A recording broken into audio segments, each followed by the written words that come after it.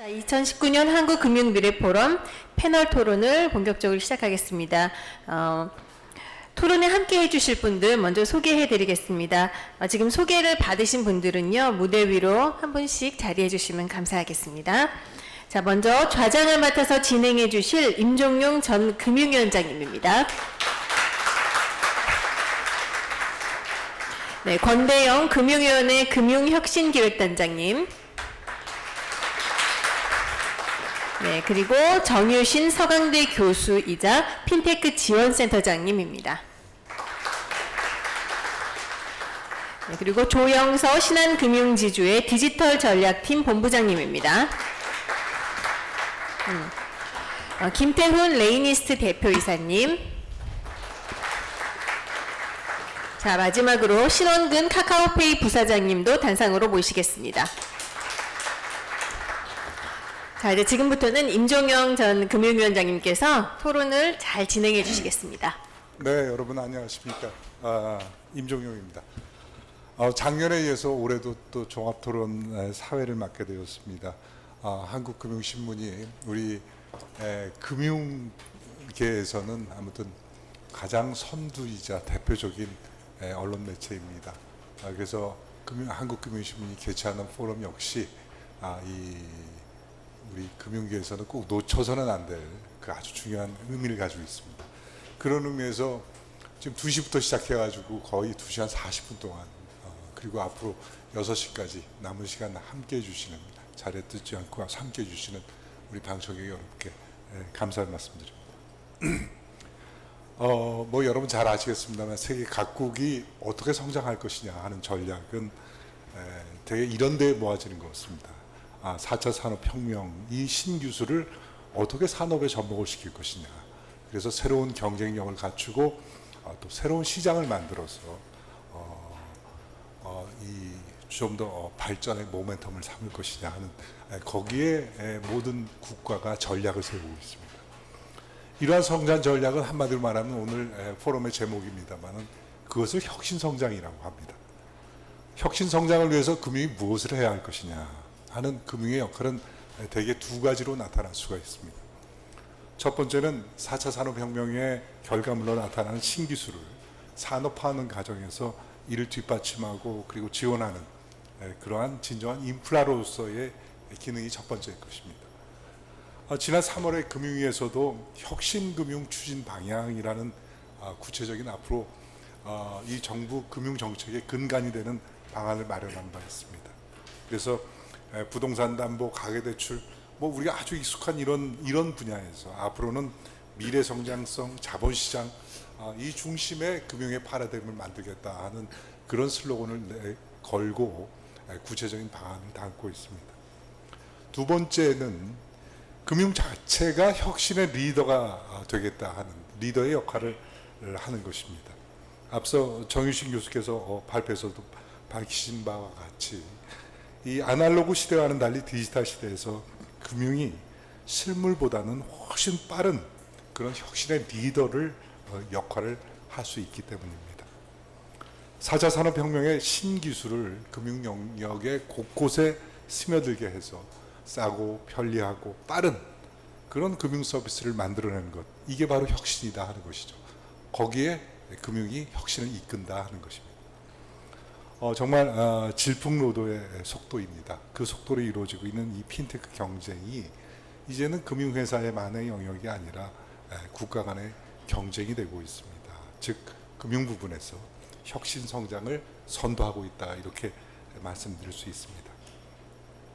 오늘 포럼의 이제 마지막 세션입니다만은 앞서 개인 콘서트였다고 하면 오늘은 이 세션은 종합 콘서트가 되는 겁니다. 그러니까 여러분 끝까지 잘해하시고 특히 마지막에는 여러분들께서 직접 궁금하신 부분이 있으실 것 같아요.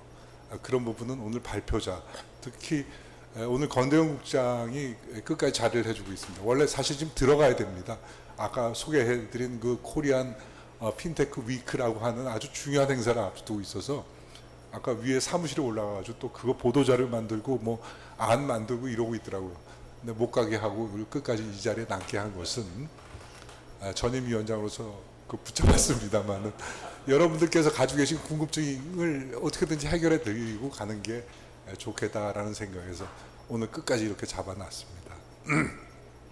그리고 앞서 좋은 발표해 주신 정유신 교수님, 그리고 우리 뱅크 샐러드의 김태훈 대표. 김태훈 대표를 보면 항상 흐뭇해요. 왜냐하면 제가 핀테크를 시작할 때만 해도 핀테크 데모데이라고 해가지고 소개하는 그런 그 핀테크 업체를 소개하는 그런 행사를 자주 했는데, 그때 와서 뱅크 샐러드를 설명하고 이러고 있었는데, 이제 직원이 100명, 뭐 가입자 수가, 회원 수가 380만, 이런 엄청난 회사에 빛의 속도로 성장을 하고 있는 이런 회사로 성장을 했습니다. 그리고 오늘 더더욱이 두 분을 더 초청했습니다. 신한금융지주의 디지털 전략팀장인데, 이 진짜 아까 그 모범적인 랩이 신한랩이라고 했는데, 여기서 스타트업들을 키우고 육성을 하고 있습니다. 또 우리 카카오페이 페이에 아주 혁신을 이루고 있는 우리 신원근 부사장님도 함께 하셨습니다. 여러분들 잘 보시고요.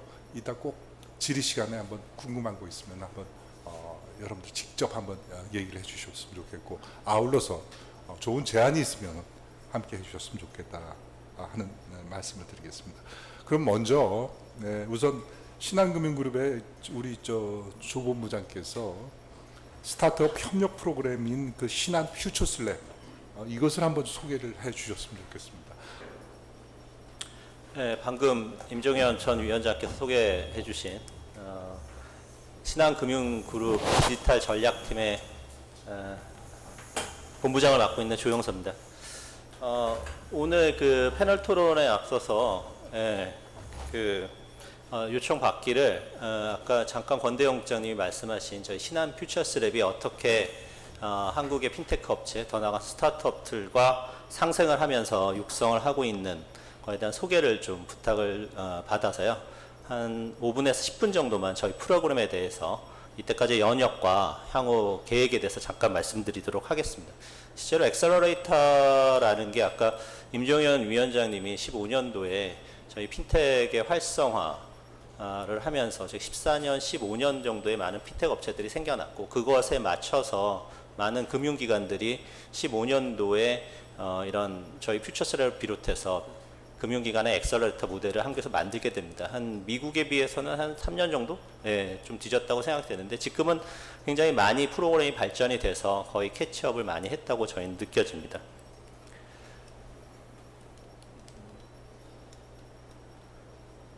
저희가 15년도에 금융권 최초로 신한 퓨처스랩을 론치하게 되고요. 그 다음에 17년도에 16년 말에 베트남에 진출을 해서 신한 퓨처스랩 베트남을 설립을 합니다. 그때 이제 베트남에서 가장 큰 엑셀러레이터 모델이 호치민시 과학기술국에서 운영을 하는 사이공 이노베이션 허브라는 데가 있는데요. 거기하고 이제 MOU를 체결하고 한국에 있는 스타트업들을 베트남에 소개시키고, 그 다음에 베트남에 있는 스타트업들을 한국에 소개시키는 그런 프로그램들을 만들게 됩니다. 그리고 올해 4월 1일 날 아까 여기 참석했던 최종규 위원장님을 모시고 신한 퓨처스랩 제2 출범식을 해서 새로운 스케일업 전략을 발표를 하게 되는데, 오늘 그 말씀 잠깐 드리도록 하겠습니다.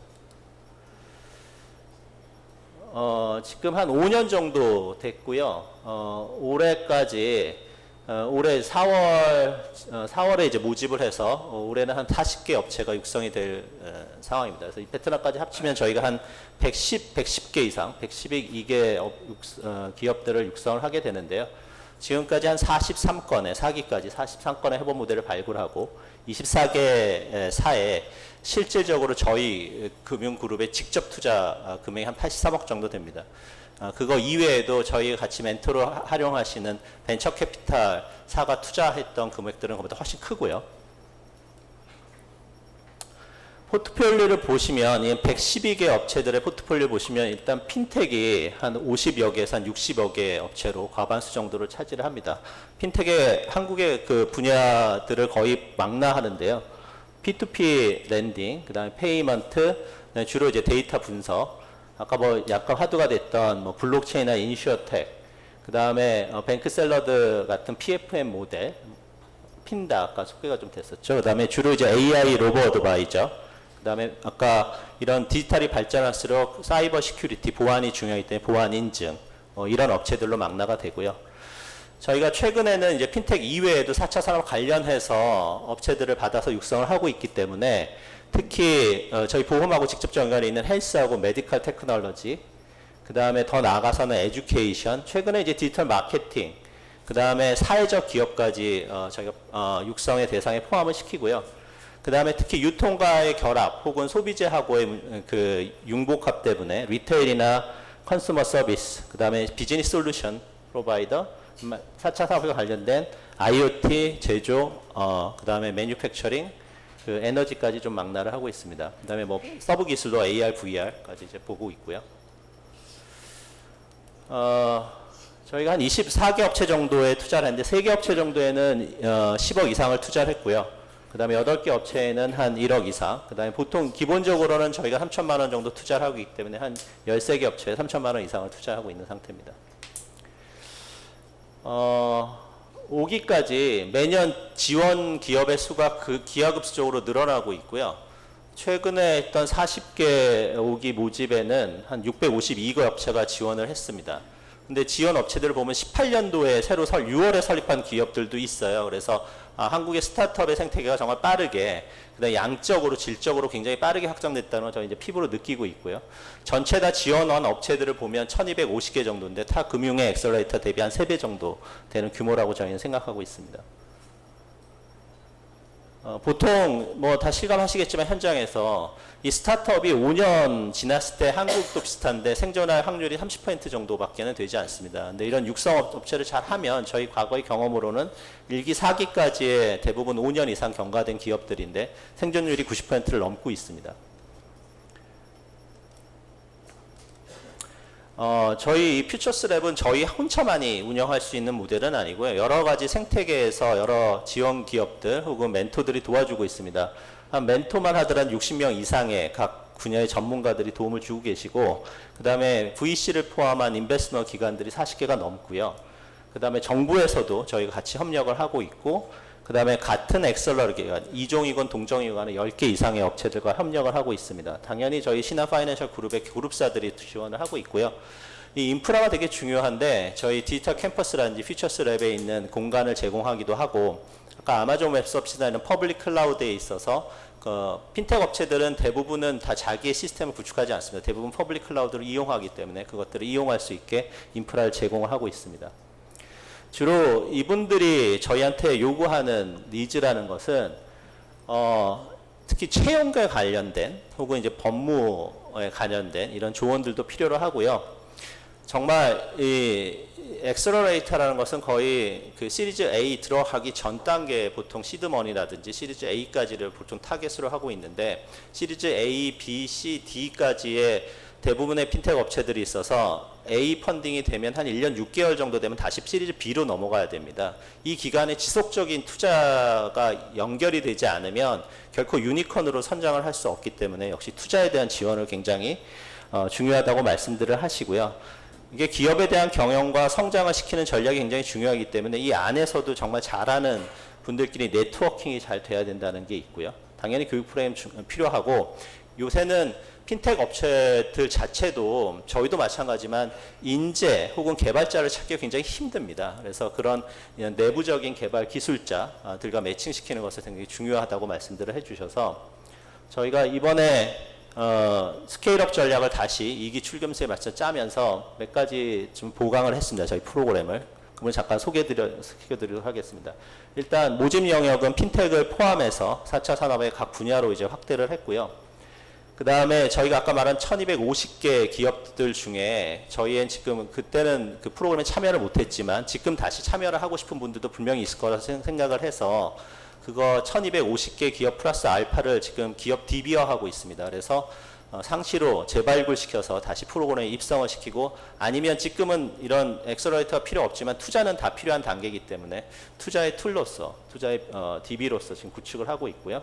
그 다음에 역시 이 동문 기업들의 네트워크라든지 멘토분들이 추천해 주셨던 기업들이 그 훨씬 더 경영을 잘할 확률과 성공할 확률이 높기 때문에 그분들의 추천을 많이 받고 있는 상태입니다.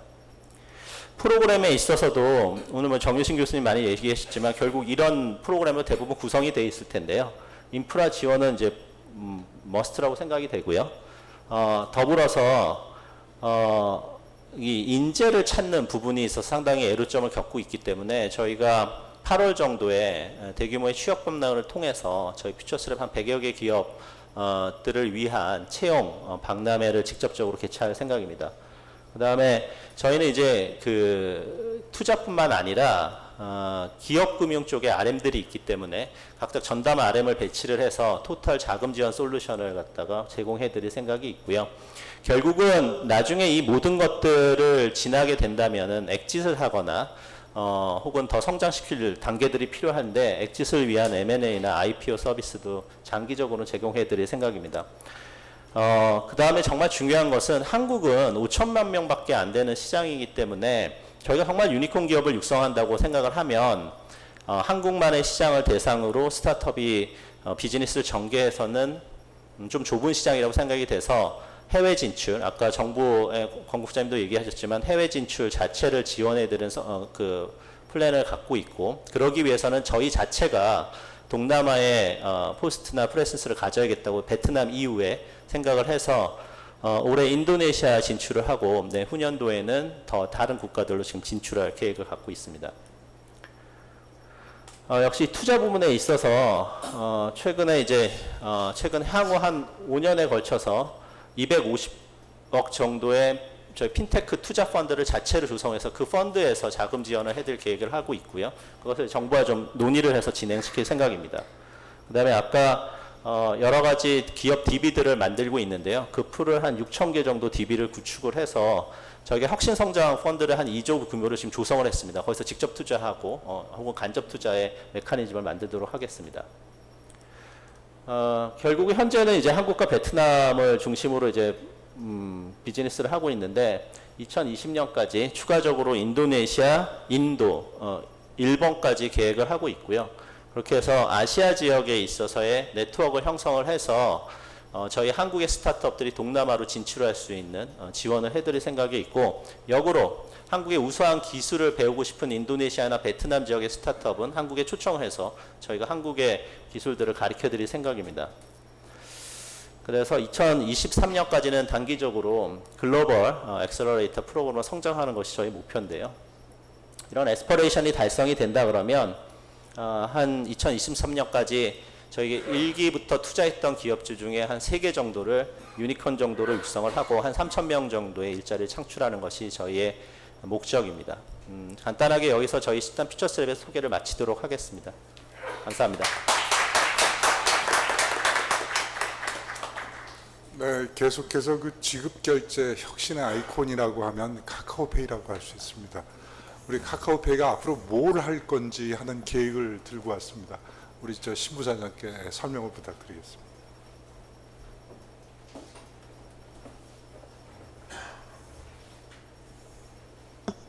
안녕하세요.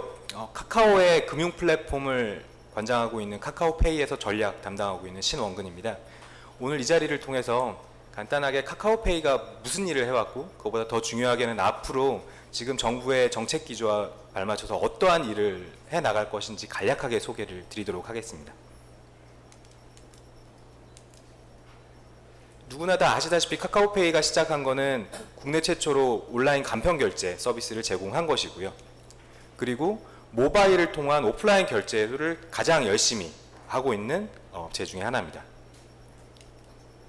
그리고 결제랑 빼먹을 떨어뜨릴 수 없는 불가분의 관계에 있는 이 포인트 적립을 다른 곳과는 굉장히 다른 차별화된 방식, 싱글 바코드라는 방식으로 제공하고 있고요. 그리고 매달 받아보는 다양한 청구서들을 카카오톡으로 받아보고 거기서 지불 결제까지 할 수 있게끔 하는 플랫폼의 확장까지 지금 시도를 했습니다. 송금은 너무 대표적인 카카오페이의 서비스라고 말씀드릴 수 있고요. 그리고 특이하게 저희가 지난 2015년 공인인증서의 의무 조항이 없어지면서 저희가 공인인증서를 보완 또는 대체할 수 있는 인증 서비스, 카카오페이 인증 서비스를 블록체인 기반으로 제공을 하고 있습니다. 이러한 여러 서비스들로 인해서 많은 그 사용자분들이 사랑을 해주셨고, 그래서 현재 2,800만 명의 회원 수와 그리고 분기 거래액, 원래 작년에 저희가 1년 거래액이 20조를 돌파하면서 내부적으로 작은 세레모니를 했었는데, 올해 1분기에 그의 절반인 10조의 거래액을 달성하는 빠른 성장을 하고 있습니다. 근데 지금 말씀드린 이러한 서비스는 물론 각각의 의미도 굉장히 높은 중요한 서비스지만, 이들은 결국 저희가 한 스텝 더 나아가고자 하는 그 어떻게 보면 카카오페이의 페이스 2를 이루는 가장 기반의 서비스라고 저희는 생각을 합니다. 즉, 저희가 제공하는 결제, 송금 등의 서비스로부터 고객이 많은 그 라이프 로그를 남기게 되고, 저희는 그것에 대한 철저한 이해를 바탕으로 해서 진짜 고객들이 원하는 금융 서비스가 무엇인지를 고민하고 제공하는 역할로서 진화를 하고자 하고요. 지금이 어떻게 보면 그 전환 시점의 첫걸음을 떼고 있는 단계라고 저희는 생각을 합니다.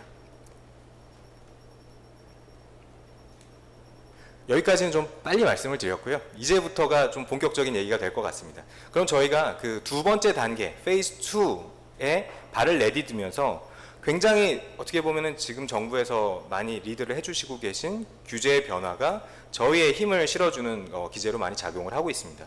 페이스 2에 해당하는 서비스들을 굉장히 다양하게 고민을 하고 있고, 또 일부는 어제 다른 행사를 통해 소개를 드렸습니다만, 특히 여기서는 그 정부의 최근의 정책 기조와 맞물려서 어떠한 시도를 하고 있는지를 좀 말씀을 드릴 텐데요. 우선 가장 첫 번째는 마이데이터입니다. 앞서 권대현 단장님이나 김태원 대표님께서도 말씀해 주셨듯이 이 마이데이터 산업이라는 것은 이 데이터를, 금융 정보를 관리하는 주체가 앞으로 금융 그 기관이기보다는 개인들한테 그 권한을 이제 위임하는 굉장히 중요한 변화의 촉매제라고 생각을 하고요. 실제로 이러한 변화로 인해서 유럽에서도 굉장히 다양한 시도들이 이루어지고 있습니다. 카카오페이도 앞으로 다가올 이 마이데이터 시대에 조금 더 앞서서 준비를 하기 위해서 상반기 내에 통합조회라고 하는 새로운 서비스를 선보일 예정입니다.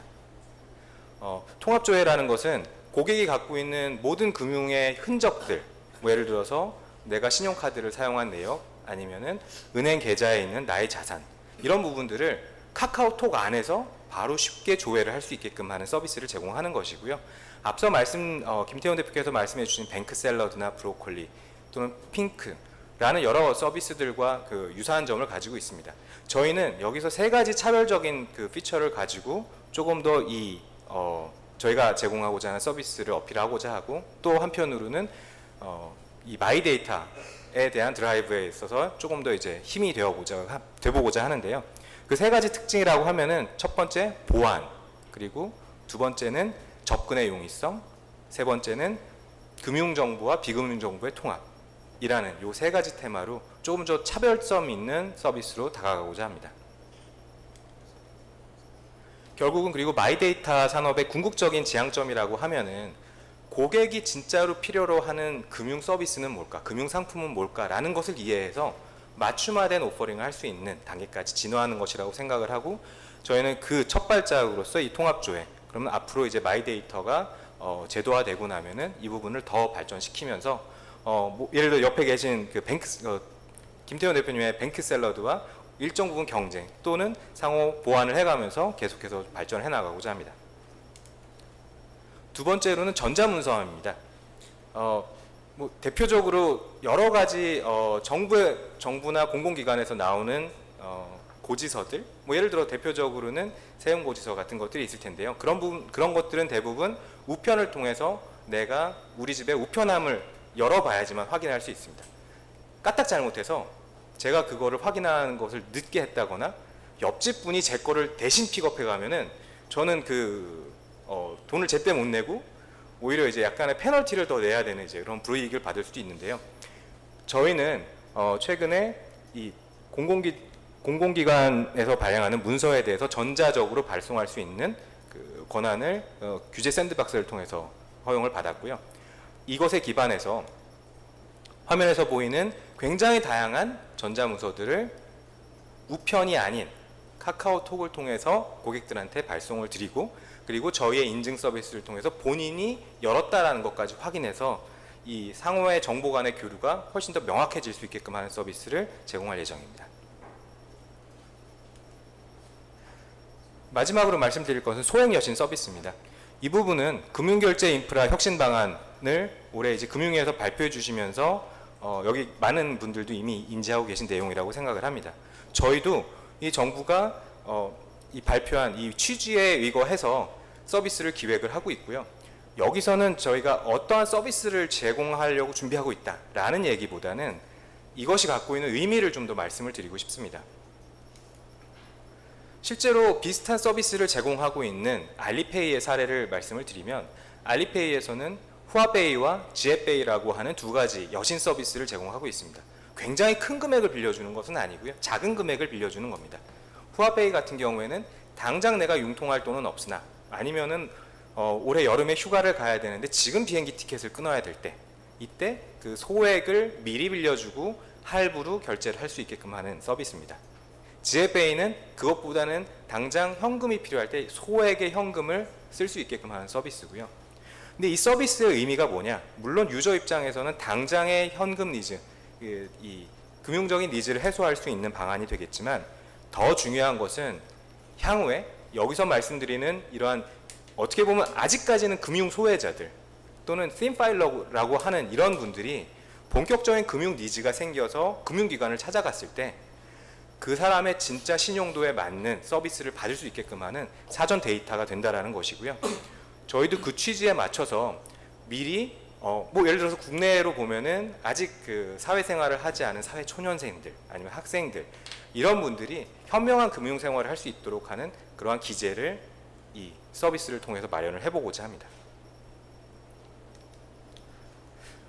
그리고 지금 말씀드린 외에도 굉장히 다양한 서비스들을 올해 하반기 또는 이제 그 얼마 안 있을 6월 달에 이제 선보일 예정인데요.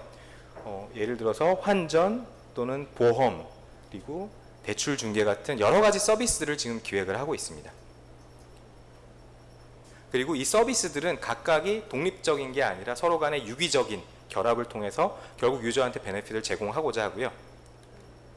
근데 마치 지금까지 말씀을 드린 것을 곱씹어 보면 카카오페이가 혼자 다 하겠다는 건가? 라는 생각을 하실 수도 있는데 절대 그거 아니고요.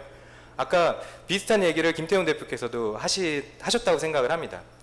카카오페이는 고객의 니즈를 이해하고 그 고객의 니즈가 금융적으로 어떻게 해석이 될 수 있는지를 고민하는 고객과의 접점 역할을 수행하는 것입니다. 그 뒷단에서 여전히 실제로 고객들이 필요한 전문적인 금융 상품과 서비스를 만들어내는 역할은 여기 계신 금융기관들이 해주셔야 되는 역할이고요. 결국 이 앞단에서의 채널과 뒷단에서의 전문적인 금융 역량이 결합이 되면서 국내 금융 소비자들의 이 만족도는 훨씬 더 높아질 거라고 생각을 합니다. 이와 더불어서 이제 해외 진출에 대한 토픽도 많이 말씀이 나왔는데요. 카카오가 가지고 있는 그 사업 포트폴리오 중에 지금 해외에서 나름 유의미한 성공을 거두고 있는 모델들이 있습니다. 그리고 뭐 카카오를 떠나서 우리나라의 문화 콘텐츠라는 거는 이미 그 전 세계적으로 굉장히 파워풀한 역량을 가지고 있는데요.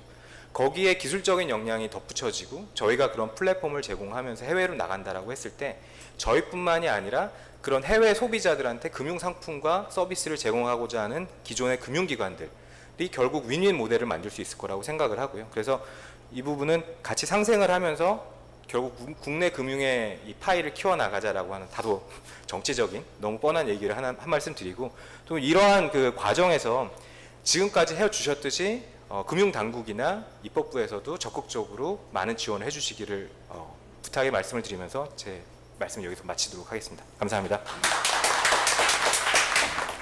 네, 여러분 잘 들으셨으리라 생각합니다. 그렇게 많은 시간이 남은 건 아닙니다만은 짧은 시간이지만은 오늘 발표와 관련해서 추가적으로 우리 함께 얘기할 사항들을 한번 짚어보도록 하겠습니다. 오늘 뭐 여러 가지 제안과 여러 가지 아이디어와 그리고 뭐 발전 방향에 대해서 얘기를 했습니다만은 제가 남는 얘기를 이제 요약해서 집약해서 이제 얘기를 하자면 첫 번째는 샌드박스 얘기가 우리에게 굉장히 큰 주제일 것이고, 두 번째는 이제 마이데이터 산업을 뒷받침할 빅데이터에 관한 문제, 세 번째는 김태훈 대표가 잘 설명한 오픈뱅킹의 문제. 이 세 가지의 큰 어젠다가 우리에게 닥쳐져 있고 또 우리가 앞으로 발전시켜야 될 부분이 아닌가라고 생각을 합니다. 그래서 먼저 역시 금융혁신지원법에 따라서 규제 샌드박스 제도를 도입한 것, 그리고 이것을 과연 앞으로 어떻게 운영할 것이냐. 그리고 아까 김태훈 대표가 있는 얘기 다 해보라 그랬더니 그때 제기했던 얘기가 샌드박스 제도를 운영할 때 숫자가 문제가 아니라 이 통과율이 문제다. 과연 얼마나 정부에서 이것을 받아주고 안아줄 것이냐 하는 것이 중요한 것이다라는 지적도 했습니다. 이 규제 샌드박스 제도는 뭐 여러분 잘 아시다시피 핀테크라고 하는 새로운 금융은 기존의 아날로그식 규제하고 맞지가 않습니다. 근데 이걸 하나씩 걷어내자니까 너무나 시간이 걸리고 어려운 거예요. 특히 어떤 규제가 어디에 적용되는지조차 모호한 경우가 너무나 많습니다. 그래서 영국에서 샌드박스 제도라는 것을 갖다가 도입을 해서 2015년에 했다는 얘기를 듣고 우리도 샌드박스를 하자라고 덤볐는데, 이게 이제 금융혁신지원특별법에 따라서 성안이 된 겁니다. 이게 대단한 발전입니다. 그것은 여러분들이 우리 권대영 국장의 기여를 굉장히 인정을 해주셔야 합니다. 제가 권 국장이 이 핀테크를 담당하는 혁신국장에 앉았다고 했을 때 가장 금융에서 혁신적인 사람이 혁신적인 국장이 되었다 그래서 아주 최선의 인사였다라는 평가를 한 적이 있는데, 자, 이걸 앞으로 어떻게 운영을 하시겠어요? 자, 이제 뭐 아까 뭐 지정대리인들 11개 뽑았어요. 샌드박스도 통과한 품목을 받았어요. 그래서 자, 이제 앞으로 어느 정도의 통과율을 가지고서 이것을 수용해 줄지. 그래서 가능한 규제라고, 아니 가능한 이런 아이디어라고 하면 이 기존에 있던 규제를 이제 면제해 줬는데 이것이 출현하기 위해서 기존 규제를 어떻게 풀어줄지 하는 구체적인 것을 한번 좀 우리 권 국장께서 한번 설명을 해 주셨으면 좋겠다. 근데 이게 시간이 제한이 돼 있으니까 아주 간략하게 핵심 위주로 좀 설명해 주셨으면 합니다. 예, 사실은 2015년에 영국의 사례를 보고 그때 금융정책과장 할 때 보도자료를 한 두세 장 냈던 기억이 있습니다. 그때 저희 위원장님 모실 때. 근데 그 법이 이제 작년에 통과됐는데, 현재 저희가 그 이야기대로 통과 개수보다 통과율이 나는데 현재까지는 통과율이 뭐 굉장히 높은 측면이 있는데요. 이제 갈수록 이렇게 좀 복잡한 제도가 이제 들어오니까 저희도 이제 업무로드가 걸리는 이런 또 에러를 말씀드리는데, 저희 생각이 이렇습니다. 일단 컨설팅을 해가지고 가급적 그 아이디어를 사업화하게 이렇게 지원해서 통과를 시키는 그런 기능을 하나 할 것이고요. 두 번째는 샌드박스가 아닌 이렇게 규제를 확인하는 그런 내용들도 많거든요. 그래서 이거는 샌드박스보다는 이렇게 해서 문제가 없으니까 사업을 하십시오, 이렇게 또 안내를 할 것이고요. 그 과정에서 저희가 제도 개선 사항을 발굴하면은 즉시 이제 제도 개선으로 연결시키는 이렇게 좀 종합적으로 이렇게 운용을 하겠습니다. 그래서 가급적 핀테크 스타트업들한테는 좀 더 많은 기회를 이제 저희가 드리고 있고, 기존 금융회사한테는 저희가 컨설팅을 잘 안 해드립니다. 스타트업 중심으로 컨설팅을 하고, 그래서 좀 전향적으로 연간 중단 없이 그렇게 운영해서 시장의 기대를 맞추도록 그렇게 하겠습니다. 중요한 포인트인데, 여러분 오늘 스타트업들이 많이 와 계시니까 혹은 기존 금융기관도 그 생각을 하셔야 될 것 같아요. 그러니까 이게 규제가 있는지 없는지 모르니까 샌드박스에 한번 집어넣고 돌려보면 규제가 나타납니다. 혹은 안 나타나는 경우는 권 부장이 얘기했듯이 그대로 시장에 출현시키면 되는 거고, 규제가 나타나면 그때는 규제를 풀겠다 하는 그런 것이니까 이 샌드박스 제도를 적극적으로 활용하는 게 굉장히 필요할 것 같아요. 이게 우리 금융의 미래를 좌우하지 않을까라는 생각을 합니다. 그런 취지에서도 샌드박스를 그때 검토했던 기억이 나는데, 그리고 통과율은 굉장히 높게 한다고 하니까 어때? 김 대표는 얼마나 통과율이 됐으면 좋겠어요? 말씀드렸던 대로 이거는 레이니스트가 아니라 협회, 핀테크 협회 부회장으로서 드리는 말씀입니다. 하자가 없으면 다 통과되었으면 좋겠습니다. 네, 뭐 당연히 뭐 하자 없으면 통과될 텐데, 그러기 위해서는 많은 사람들이 제안을 하셔야 합니다. 이것을 이용하려고 하는 게 필요하지 않나라는 생각에서 협회 차원에서의 노력도 많이 필요하지 않을까 생각합니다. 자, 두 번째는 빅데이터의 문제입니다. 이게 굉장히 크고 중요한 문제입니다. 지난 2월 13일 날 이제 금융혁신을 위한 신용정보법 개정안을 이제 제출을 했습니다. 이제 의원위법 형태로 아마 제출을 했던 것으로 알고 있는데 이게 이제 뭐 마이 데이터 산업을 육성한다는 측면도 있지만 빅데이터라고 하는 커다란 영역을 활용하게 되는 그런 측면이 있습니다. 2016년에도 관계부처 합동으로 해가지고 신용정보와 관련한 즉 빅데이터를 활용하기 위한 시도를 했었습니다. 이게 법을 고치자니까 너무나 시간이 많이 걸리고 복잡해요. 특히 뭐 방송통신위원회도 걸리죠, 행정자치부도 걸리죠.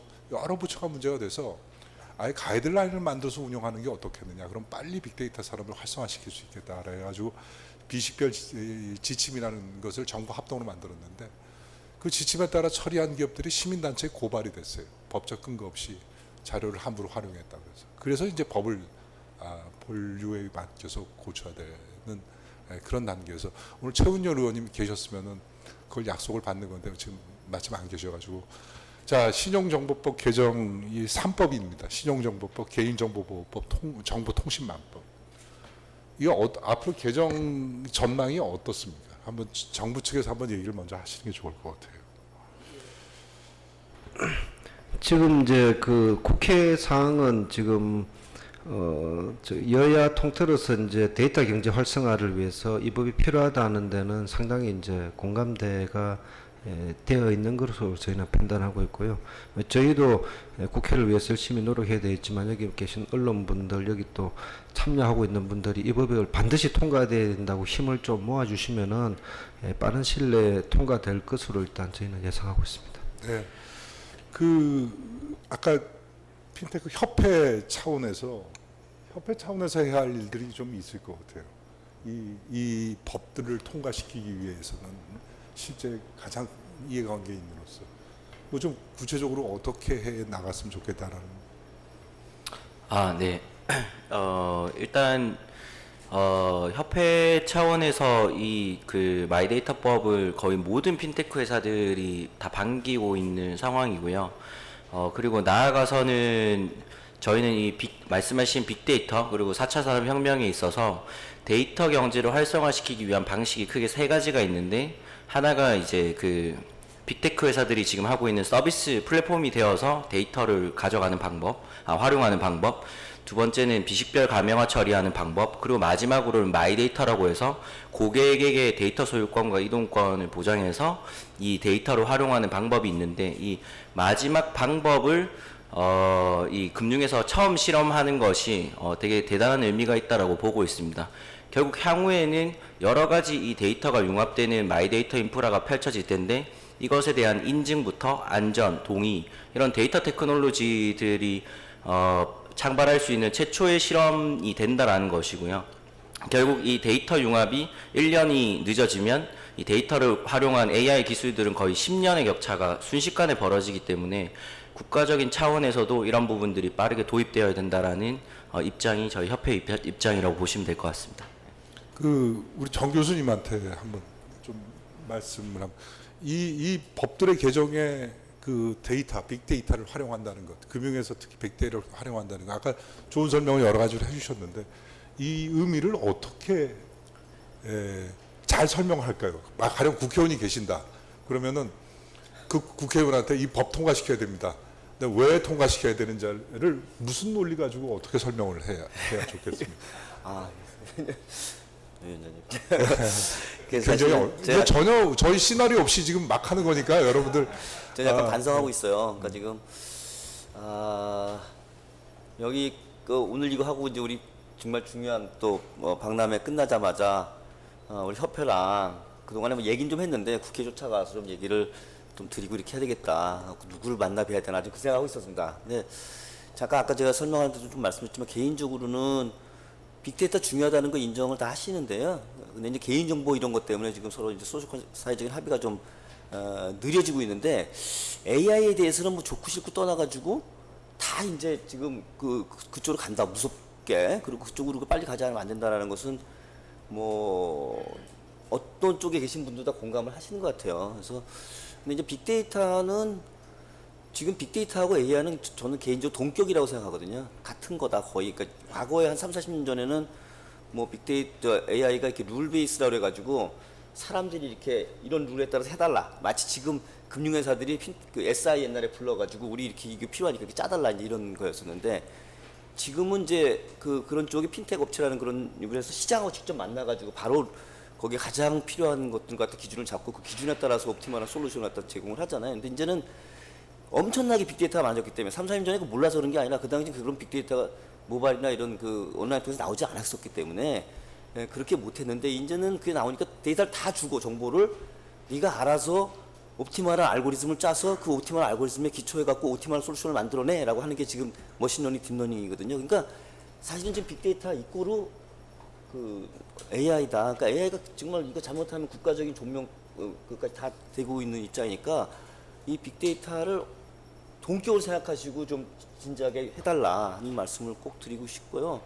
그다음에 이제 금융 쪽에서 지금 우리가 시작을 하는데 저는 좋게 각별한 의미가 있다. 아까 저 말씀드린 것도 금융거래 데이터가 사실상 뒤집어서 보면은 소비자들의 제품에 대한 그런 선택이나 이런 그 행동이나 이런 게 다 들어가 있잖아요. 그래서 저희가 이제 카드 업체라는 이쪽도 그런 걸 잘 활용해서 이렇게 생각하시고 계신데 이거를 사장시키지 말고 잘 활용하면 금융만이 아니라 다른 산업의 경쟁력을 다 올릴 수 있고 저는 개인적으로 우리나라가 죄송합니다.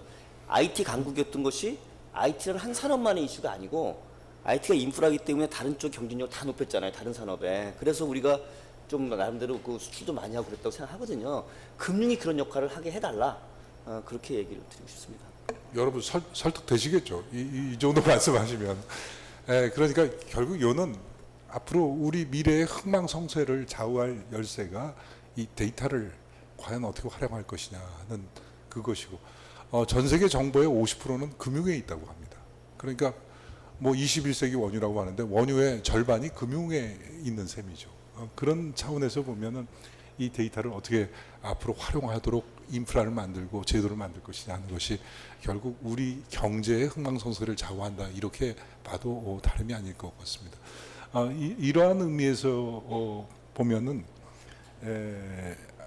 결국 카카오페이나 우리 저 뱅크샐러드나 지금 이게 결국 아까도 설명 들으셨지만 지향점이 같은 것이거든요. 개인한테 맞춤형 서비스를 해주겠다라는 그것이니까 데이터가 공급되지 않고는 결코 이 두 분이 지향하는 바를 달성할 수가 없는 것일 거라고요. 그러기 위해서는 무엇보다 데이터 관련해서 우리가 지금 추진하고 있는 3법의 개정, 특히 신용정보법의 개정, 이것에 힘이 모아져야 한다 하는 그런 결론을 유추할 수 있을 것 같습니다. 그러기 위해서는 우리 권 국장께서 말씀하셨듯이 여기 계신 분들이 소리를 내주셔야 돼요. 그래야 움직입니다. 그 이해관계의 조정이 그리 쉽지 않은 것이기 때문에 이를 활용하고 발전시키기 위한 그런 의도를 가진 사람들, 그런 의욕을 가진 사람들이 힘을 모아주셔야 되는 것이 아닌가라고 생각이 듭니다. 또 하나 오늘 중요한 그 혁신 기술 중에 모멘텀이 되는 것이 오픈 뱅킹입니다. 사실은 그 2016년에 그 처음 API를 만들 때 API를 만드는데 그치는 게 아니라 뭔가 아주 두세 단계를 뛰어넘어서 API를 만들어라 해서 아까 세계 최초의 API 이런 형태는 세계 최초입니다라는 그런 모습의 것이 우리가 나왔습니다. 그러니까 사실 우리 경제가 이렇게 빠른 속도로 성장할 수 있던 이유도 압축해가지고 남들보다 훨씬 더 빠른 속도로 갔기 때문에 가능한 일 아니겠습니까? 그런데 이 오픈 뱅킹과 관련해서 기존 금융권들하고의 제가 이제 제3자가 돼 보니까 조금 갈등이 있긴 있는 것 같아요. 오늘 여기 기존 금융권에 계신 분들도 계시지만, 즉 이런 의미인 것이죠. 핀테크로 성장하는 사업자들이 결국은 금융회사하고 경쟁을 해야 하는 것인데, 이건 오픈 API 해가지고 결국 경쟁자한테 무기를 주는 거 아니냐. 정부에서 하라고 하니까 내가 할 수 없이는 하지만 한편으로는 굉장히 불안하다라는 그런 측면에서의 고민이랄까 고충을 토로하기도 하더라고요. 기존 금융권에서는 기존의 은행이라도 증권이나 보험회사에. 자, 이런데 신부사장 어떻게 기존 금융권에 대해서 설득을 했어요? 그냥 막연하게 우리 금융 소비자를 위해서 같이 노력해 봅시다라는 정도 가지고는 이제 안 될 거라고. 그럼 기존 금융권한테도 뭔가 이 오픈 뱅킹을 해서 도움을 줄 수 있어야 돼. 기존 금융권들도 이런 이점이 있구나 하는 그런 점을 인지하게끔 해줘야 이게 이제 앞으로 잘 작동할 텐데 어떻게 설명을 해야 할 것 같아요. 그런 걱정에 대해서 어떻게 생각하십니까?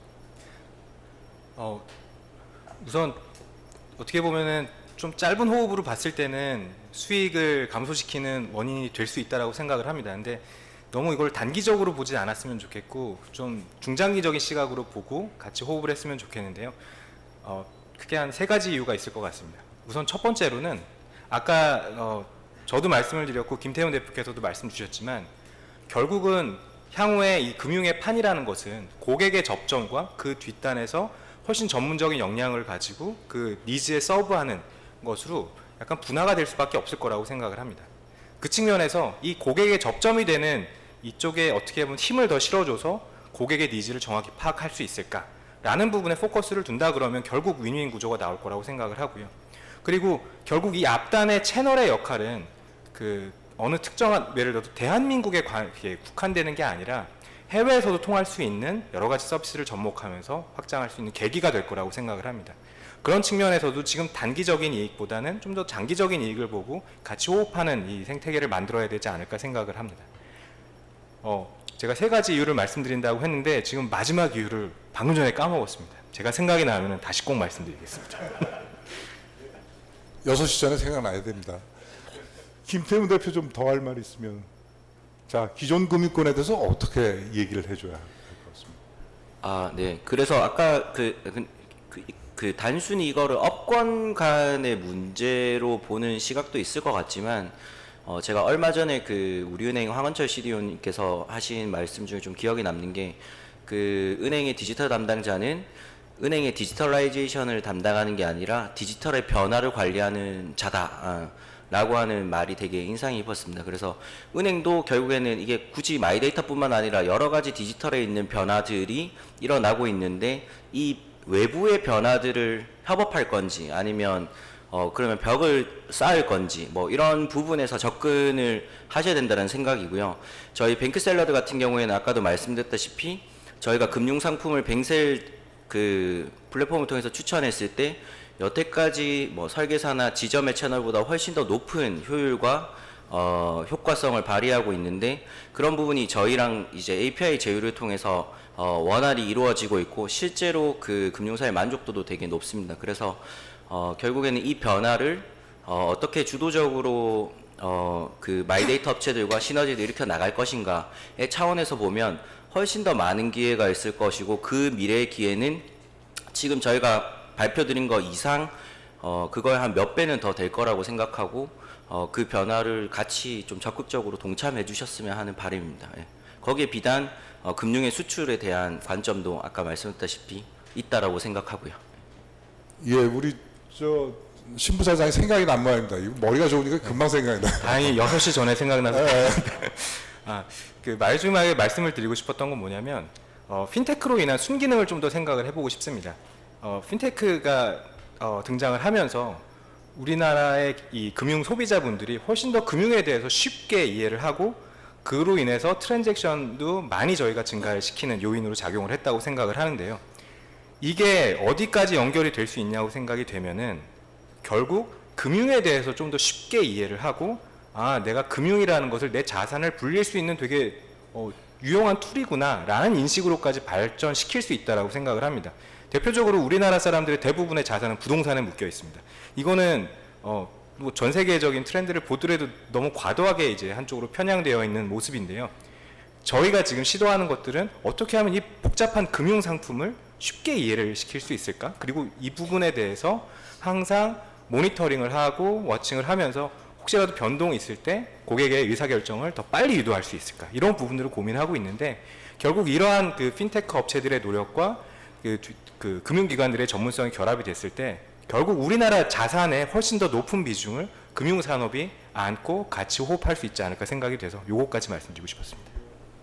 좋은 설명인데 우리 정 교수님이 좀 더 하실 말씀이 있다고 하시니까 예 한번 들어보도록 하겠습니다. 최영수 의원님 얘기해 주셔도 되는데 저도 이제 얘기 듣다가 근데 이제 결국 이제 새로운 비즈니스 모델이나 새로운 어떤 그런 산업이나 어떤 새로운 변화, 혁명이든 아니면 뭐 이볼루션이든 변화가 일어날 때 잘 안 되는 게 그러니까 이해상충 이슈가 하나 있고 그 다음에 이제 무슨 인프라나 법 포함해서 어떤 그런 제도를 갖다 바꾸는데 드는 코스트가 너무 많아갖고 이제 그런 자충수가 많아갖고 그런 경우가 있고 이제 그런 것 같아요. 근데 공동의 이익이 되는 그런 쪽에 걸 찾으면 사실 이제 그걸 풀 수가 있는데 이제 과연 그런 것이 얼마큼 잘 될 수 있느냐. 이제 첫째는 아까 저도 말씀드렸지만 금융 내에서 이제 우선 컨플릭트가 생길 수가 있고 금융과 비금융 간에서도 컨플릭트가 생길 수 있는 게 어떻게 슬기롭게 하느냐는데 결국은 이제 공동의 이익이 금융 내에서 만약에 근데 기존의 그 우리 금융회사 이런 쪽하고 이런 핀텍하고 공동 이익을 추가할 수 있느냐 하는 거는 해외 나가는 거는 우선 그냥 공동의 이익을 갖다 달성하는 데 굉장히 좋고 지금 해외가 바뀌고 있으니까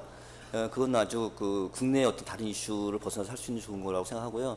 국내 쪽은 이익이나 고용이나 이런 거에 아까 말씀드린 대로 새로운 비즈니스 모델을 신산업 갖다 만들어갖고 창출되는 효과보다 대치 효과가 더 크면 마이너스 대치 효과가 더 크면은 이제 거기서 멈칫하잖아요.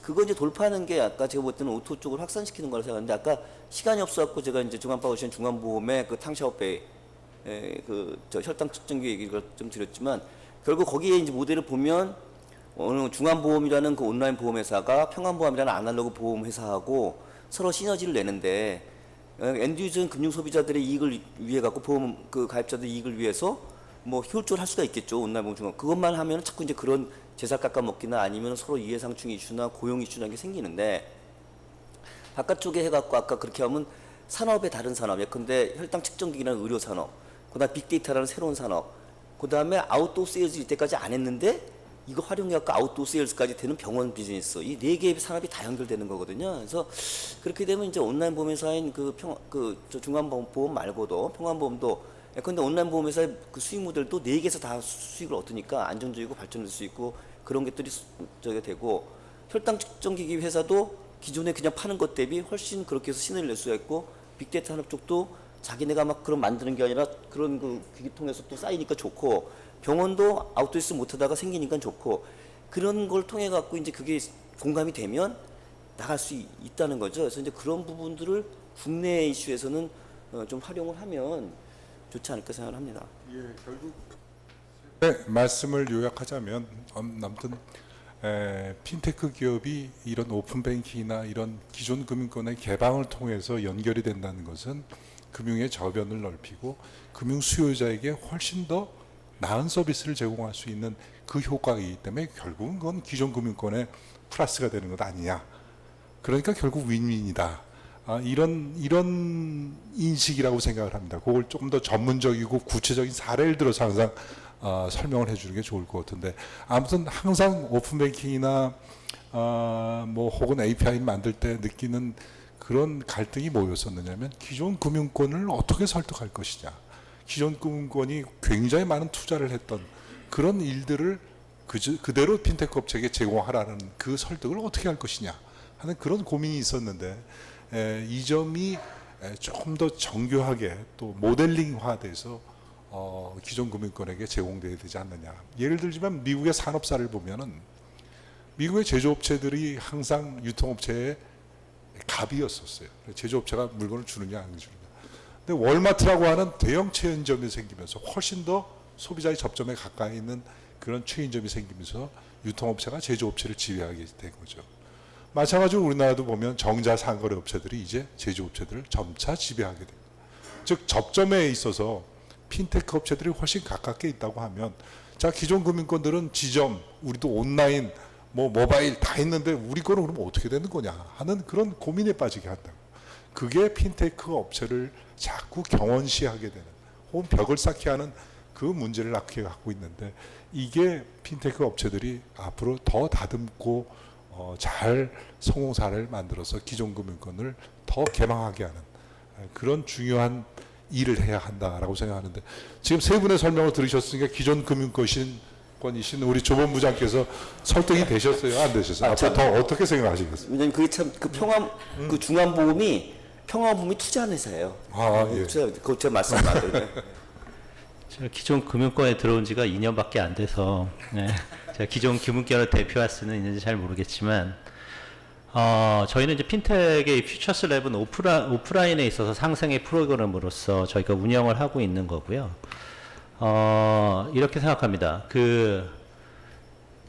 지금 특히 물론 이제 플랫폼으로 진화되는 뱅크셀러라든지 뭐 카카오페이도 결국 PFM 플랫폼으로 진화될 거지만 많은 핀테크 업체들은 저희가 육성했던 많은 핀테크 업체들은 대부분 금융의 밸류체인에서 단위 상품이나 서비스에 혁신했던 솔루션 회사들이기 때문에 그러한 혁신을 저희 내부 비즈니스 프로세스나 모델에 반영을 해서 저희가 혁신의 매개체로 삼아야 한다고 생각을 하기 때문에 늘 아까도 누가 경쟁력 협력, 저희는 코옵티션이라고 부르는데요. 그 컨셉이 늘 유효하다고 생각합니다. 심지어 뭐 카카오페이나 네이버 페이하고도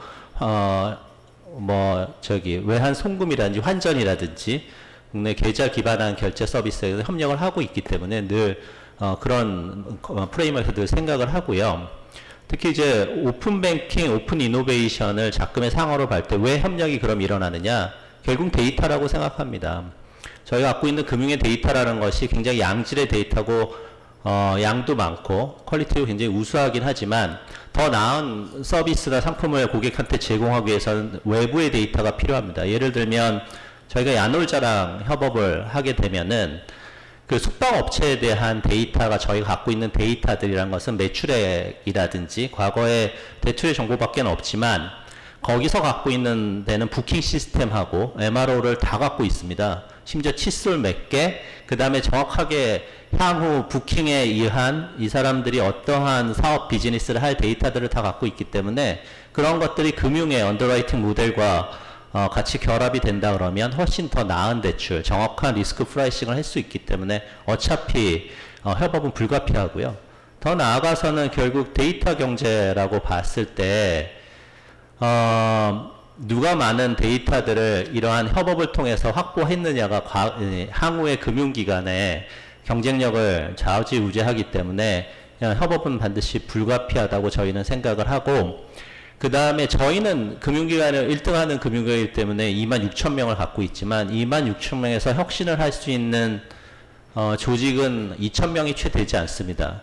이 많은 데이터가 금융기관에 축적이 되고 있는데 이 데이터를 통해서 저희 자체의 혁신 능력으로만 혁신을 하겠다면 그거는 어떻게 보면 혁신의 캐파시티의 한계를 갖고 오기 때문에 당연히 저희의 갖고 있는 데이터를 외부에 개방을 하고 저희가 갖고 있는 금융기술들을 외부에 개방을 해서 핀텍 업체들과 같이 혁신을 하는 것이 결국 오픈 뱅킹, 오픈 이노베이션에 거스를 수 없는 대세라고 생각을 하고요. 아까 제가 좀 그 마이데이터 산업에 대해서 조금 더 말씀을 드리고 싶었던 거는 뭐냐면 저는 한국의 금융위가 참 대단하다고 생각을 하는데 이제 PSD2라고 해서 개인의 금융의 정보 이용권이 이제는 과거에는 금융에 맡겼던 정보 양이 이렇게 많지 않았었는데 이제는 어마어마한 데이터들이 쌓이고 있기 때문에 이 데이터를 잘 활용하면 금융기관뿐만 아니라 핀텍, 제3자 서비스 사업자들도 많은 사업들을 할 수가 있거든요. 이것을 금융의 독점을 인정했던 부분에서 개인한테 이러한 것들을 대해서 개인 자산으로 인정해주는 시대적 흐름이 유럽, 일본, 그 다음에 한국, 호주 뭐 이렇게 지금 퍼져가고 있는 상황이기 때문에 이건 거스를 수 없는 규제고 전 세계적으로 거의 동일한 규제 상황에 봉착했다고 봅니다. 근데 한국에 굉장히 유리한 점이 하나 있습니다. 여기서 일단 한국은 규제 당국이 그 참여하는 금융기관의 수를 은행뿐만 아니라 전 금융기관을 넓혀서 생각을 했고요. 거기서 축적되는 데이터의 범위도 거의 전세적으로 유례가 없을 만큼 많이 넓혔습니다. 더 나아가서 아까 뭐 표준 API 표준화를 얘기를 했지만 더 나아가서 금융결제는 인프라의 표준화, 그 다음에 표준화를 먼저 시켰기 때문에 그 다음에 한국은 그동안 카드 결제라는 전자결제가 거의 90% 이상의 캐시리스 소사이어티를 만들어냈기 때문에 더 가서 아까 뱅크셀러의 김대훈 대표가 말했듯이 국세청에서 현금 영수증에 대한 데이터까지 이미 데이터 시켰습니다. 그런데 뭐 동남아 같은 경우에는 베트남이나 인도네시아 캐시 사용하는 비율이 거의 70%, 50%를 넘어가기 때문에 거기선 PFM 사업을 할래도 데이터가 개인에 대한 완벽한 금융거래의 데이터가 잡히지 않습니다. 그 하에서 PFM 플랫폼을 운영해봤자 반쪽짜리 플랫폼이기 때문에 파괴력이 생길 수가 없는데 한국은 전 세계에서 유일무이하게 모든 데이터들이 정보화됐다. 그러니까 모든 개인의 지출, 거래가 정보화된 사회입니다. 그래서 한국이 만일 올 연말에 걸쳐서 PFM 사업자들이 나와서 플랫폼을 만든다 그러면 전 세계에 있어서 가장 테스트 베드도 되지만 가장 파워풀하고 가장 모범적인 전형의 PFM을 만들어내니까 이렇게 개인적으로는 기대를 하고 있고요. 그런 탄생을 내년도에는 꼭 볼 수 있을 거라고 저희는 생각을 하고 있습니다. 네. 그런 탄생을 보기 위해서는 앞서도 말씀드렸듯이 데이터를 위한 그 제도적 기반을 갖추는 것, 즉 신용정보법 등 법 개정이 반드시 그리고 또 빨리 이루어져야 한다는 점이 다시 한번 강조될 수 있을 것 같습니다. 우리 조본부장 같으신 기존 금융권에 계셨던, 물론 기존 색깔로 보면 한 2년밖에 안 되셨으니까 저렇게 오픈 마인드 된 분들이 이제 점차 많아지고 있어요. 그러니까 핀테크 업체와 기존 금융권 간의 협력 관계, 이것은 더더욱이 앞으로 공고히 되고 발전이 되리라고 생각을 합니다. 우리가 또 이 핀테크에서 중요하게 짚고 넘어가야 될 문제가 금융 보안의 문제입니다. 아까 권대영 국장의 과제 중에 맨 끝에 들어가 있었는데, 과거 제가 농협금융지주회장을 할 때 카드 사태가 터졌어요. 카드 정보 유출이 돼서 모든 금융지주회사는 카드 정보뿐만 아니라 금융 정보를 모으거나 이를 활용할 수 없는 그런 규제가 생겼습니다. 만약에 핀테크 업체들이 여기서 금융 보안과 관련한 사실을 작지만 그것이 사회적 파장을 일으킬 수 있는 사건이 터진다면 핀테크 성장은 완전히 거꾸로 갈 수 있는 그런 위험성이 있습니다. 따라서 금융 보안의 문제, 이것은 정말 오늘 와 계신 핀테크 업체들한테 100번 강조해도 지나침이 없는 그런 아주 중요한 문제일 것 같습니다. 그래서 우리 권 단장도 그 문제에 대해서 굉장히 신경 쓰고 어려움이 많을 것 같은데, 근데 사실은 핀테크 업체에다가 모든 보안과 관련한 의무를 부과한다. 이게 또 과도한 규제가 될 수 있지 않겠어요?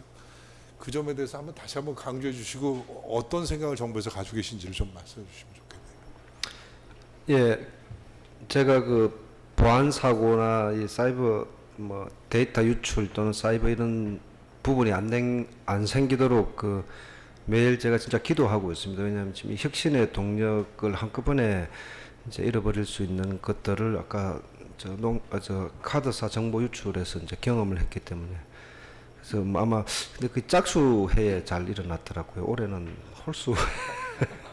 네.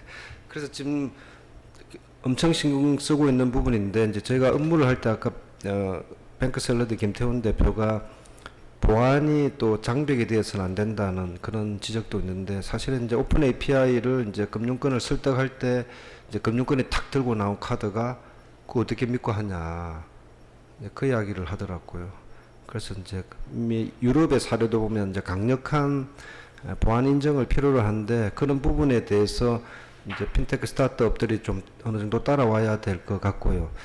다만 지금 대기 영세한 업체들은 그 이런 부분을 맞추기가 좀 어렵다는 측면에서 이제 저희가 금융보안원이라는 회사가 있습니다. 그래서 거기서 보안성 지원을 하도록 일단 했고요.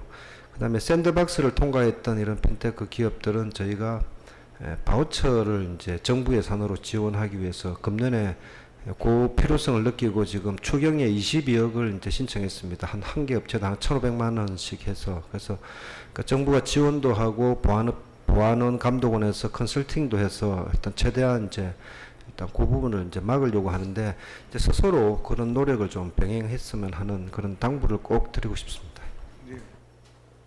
정말 굉장히 중요한 문제일 것 같습니다. 저희가 핀테크를 시작할 때 두 가지 인프라를 만들려고 했었는데, 하나는 신용정보원이라고 하는, 즉 모든 금융정보를 한 곳에 일단 모아놓자. 그래야 이게 훨씬 원활한 유통이 있지 않겠느냐 해서 신용정보원을 만들었고, 두 번째는 금융보안원을 만들자. 그래서 보안 문제에 관한 국민들이 걱정이 없게끔 해놔야 우리가 금융정보를 활용할 수 있다는 차원이었는데, 지금 권 국장 얘기대로 영세한 업체들이 보안원을 적극적으로 활용하고 이를 인프라로 생각하는 그런 접근이 필요하겠다라는 생각이 듭니다. 자, 오늘 스타트업들이 와 계실 텐데요. 우리 스타트업들에 대한 얘기를 좀 한번 해보겠습니다. 우리 김 대표 지금은 뭐 뱅크샐러드라고 하는 정말 어마어마한 업체로 성장을 했는데 처음 스타트 하셨을 때 정말 고난이 많으셨어요. 다른 얘기를 제가 개인적으로 들었습니다. 지금 여기 스타트업들이 계시다 그러면은 뭐가 제일 힘들었는데 그걸 어떻게 극복했는지 한번 좀 간략하게 좀 얘기를 해주셨으면 좋겠습니다. 뭐가 제일 힘들고 그걸 어떻게 극복했는지 하는 얘기를 한번 좀 들려주셨으면 좋겠어요. 사실 뭐 스타트업은 아무것도 가진 게 없기 때문에요. 그 획득할 수 있는 자산이 유저들의 사랑, 그리고 사람들이 이 서비스를 사랑하게 만드는 거, 사실 그거밖에 없습니다. 저희가 무슨 라이센스가 있습니까? 그리고 뭐 카카오도 저희는 없고 그러다 보니까 아마 여기 계신 분들도 결국 그 유저를 어떻게 획득하느냐 만 고민을 하실 것 같은데, 거기서 정말 한 수백 번 정도 실험을 했던 것 같습니다. 대부분의 한 10번의 실험을 하면 안타가 한 1개 정도 나오고 홈런은 한 30개 중에 1번 정도 나오는 것 같습니다. 고객이 와우하는 포인트들이.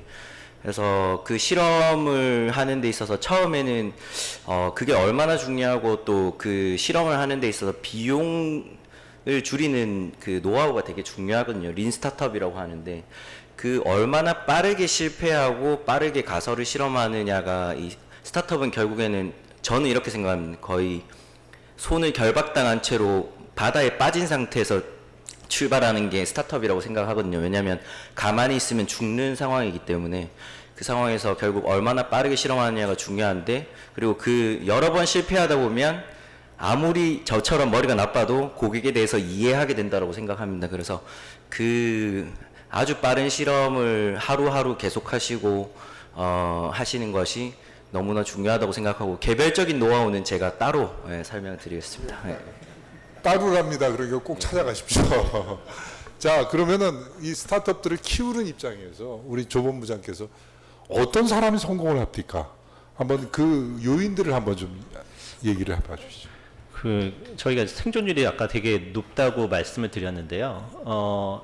일단 아까 철저한 뭐 이제는 규제 상황이 결국은 뭐 큰 금융기관이나 스타트업 할 거 없이 핀테크 할 거 없이 굉장히 고객 중심으로 돌아갈 수밖에는 없다고 생각합니다. 임 때부터 잠깐 얘기하셨지만 굉장히 고객을 고객 단위까지 이해를 하고 그 다음에 고객 중심적으로 모든 전략과 비즈니스 모델을 설계하는, 근데 말은 고객 중심이라고 저희도 많이 외치고 있지만 정말 고객 중심으로 생각을 해봤냐 그러면 그렇지 않은 경우 굉장히 많았기 때문에 그것이 가장 크다고 생각을 하고, 저는 또 보시면 결국 저희 동문기업들이 많이 추천해 주시는 분들이 결국은 그 안에서 또 생존 확률이 높더라고요. 그건 아마 이 안의 커뮤니티에서 서로 성공할 수 있는 이 매니지먼트의 그 자질들을 서로 공유하고 아마 그런 사람들끼리 더 잘 뭉치는 거라고 생각이 됩니다. 그래서 꼭 여러분 그 김태훈 대표 나중에 끝나시면 만나서 그 노하우 전수 받는 게 되게 좋을 것 같고요. 그 다음에